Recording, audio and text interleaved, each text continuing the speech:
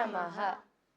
सरलभाषा संस्कृतं सरसभाषा संस्कृतं सरस सरलमनोज्ञमङ्गल देवभाषा संस्कृतं मधुरभाषा संस्कृतं मृदुलभाषा संस्कृतं मृदुल मधुर मनोहरामृत तुल्यभाषा संस्कृतं देवभाषा संस्कृतं वेदभाषा संस्कृतं भेदभावविनाशकं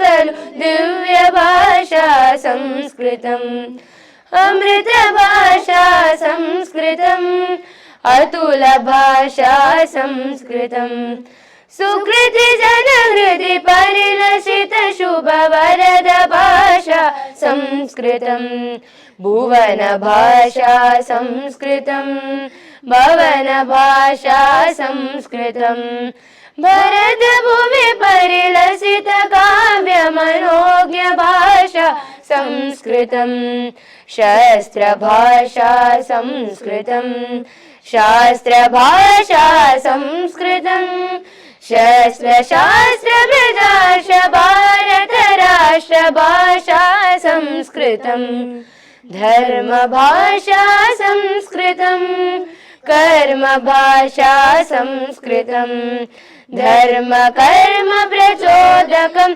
खलु विश्व भाषा संस्कृतम्। धन्यवादः।